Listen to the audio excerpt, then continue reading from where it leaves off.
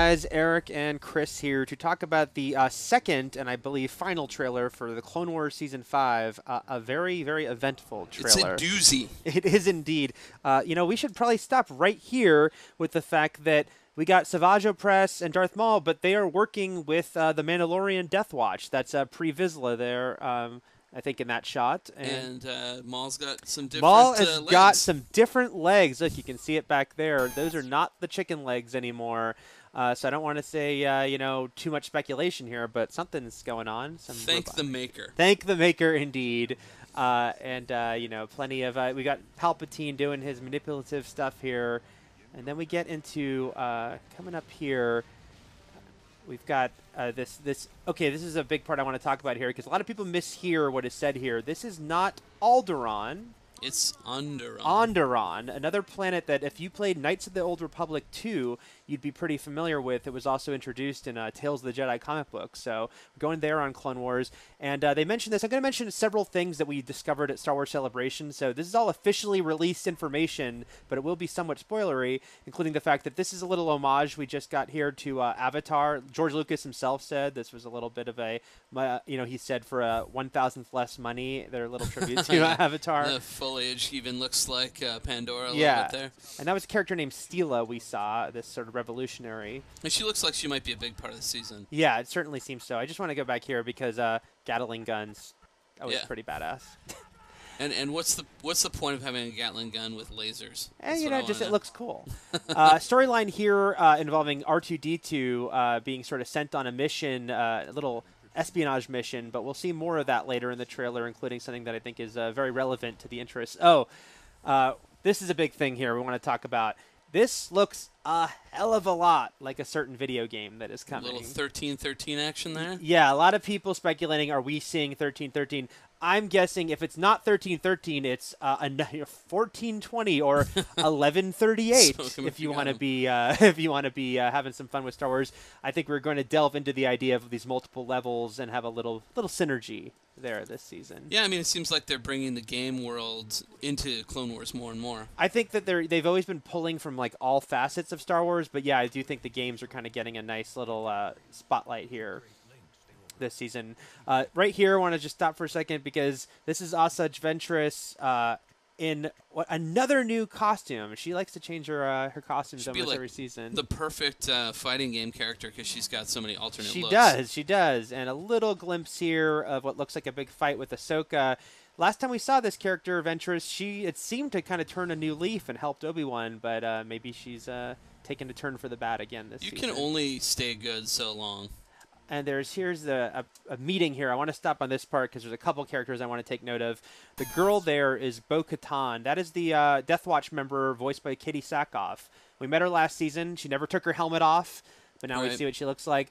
And the guy there on the left, that is one of the Falleen. I hope I'm saying that race right, but that is Prince Shizor, if you remember from Shadows of the Empire. That's his race, and this is the introduction of Black Sun, that criminal syndicate. Looks very Skrull-esque. Yeah, but it's definitely, you know, the look that Shizor had in the book, including the outfit they're mimicking. And, you know, I think a lot of people are excited by Black Sun being introduced because Shadows of the Empire was kind of a big, until we got new Star Wars movies, it was one of the biggest projects we had. And a lot here with, seeing Darth Maul sort of working with the Death Watch here and saying, you know, he'll help them, but I'm wondering how well that's going to go based on some of the other things we see. Lots of Mandalore in this. Yeah, if you were looking for guys in cool armor, they're delivering plenty here. This is more of pre-Vizsla working with Darth Maul and Savage Opress.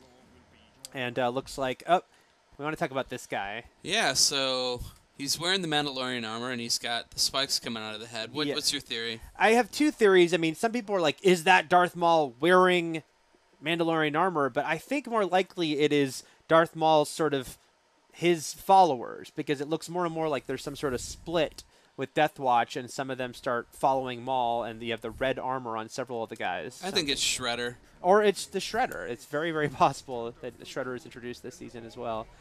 I'm trying to figure out who that guy is. That Anakin or someone else? No, maybe not. No, I don't think it is. You got some sort of tentacle sort of dreads going on there. But that guy is in duress. Obi-Wan versus Savage Opress happens there. And we'll stop here for a second because this is a big gathering of Jedi going on, and we're going to get a glimpse a little bit later at that moment. You'll see my main man, Kit Fisto, in the background with his meat dreadlocks. This is an awesome shot there. That, too. There's, like, just all-out Mandalorian war going on here. I feel like as these seasons have progressed, this show has gotten so much more detailed. Definitely. I mean, they talk about that a lot, too, the fact that, you know, just, you look at sort of everything going on in these shots, and it is, every little section of that frame is filled. Very cool little action bit there, and I was trying to figure out who that was, but I realized it's Ahsoka Tano on what appears to be sort of a Star Wars subway going on there. And again, is this 1313 or the idea of the different levels going on Coruscant, I wonder? Looks like an assassination attempt on Padme by Embo there. We saw some scenes at a celebration that seemed to be part of that storyline. Marking the 700th time she's been attempting to be assassinated. Yes, that girl. And then this is a new character named Gregor. They talked a lot at Celebration about giving him the sort of classic 70s Star Wars look, which I thought was pretty fun. But what he actually is was a pretty cool reveal that went over well. He is a Republic commando. There he is now, clean-shaven. And you can watch an extended clip of this guy in action on IGN.com. Yeah, so much cool action in this trailer. Yeah, there is a lot going on, including Anakin not being very nice to this guy. This is Rush Clovis, Padme's old romantic interest we met once before, and apparently things don't go very well when he returns. You can start to see the sort of Sith coming out in him a little bit. Yeah, and I do wonder, we were talking about Ventress here, and the fact that, maybe, she turned over a new leaf last season. She isn't killing these clone troopers, I noticed. She's disarming them, but not killing them. And, she's kind of working as a bounty hunter, so I think maybe she's still trying not to be too bad. And Obi-Wan in some Mandalorian armor. Yeah, we should definitely talk about that. In the red armor, too. The red armor, so exactly, what's going on, how he got there, don't know. Although everyone looks good in that armor, I will say that. I'm going to get me some. Yeah, and again, this is Clovis there with Anakin not seemingly having very good intentions for him. That's Satine there with Obi-Wan trying to rescue. Oh, we should go back here. This is the scene I was talking about earlier with all the Jedi gathered. I believe that's at least 2, but probably 3rd on the far right there. I think he just already went, he or she. A bunch of dead Jedi, it looks like. So... this is how they bury Jedi. Yeah, there was some chalk art done at Celebration saying who will fall with a bunch of characters that could die on Clone Wars because they're not in the movies. And so I feel like there might be some pretty big deaths coming here. And then this is interesting because this is Pre-Vizsla fighting Darth Maul. But we also saw them working together. So I want to know if this is they meet, they fight, then they team up, or this is where things turn sour between the two of them. They might pull in Avengers. Yeah, yeah. Except they're bad guys. More of this big fight here. And then leading up to the moment that I will say that the crowd at Celebration lost it at. Because we got Darth Sidious in person.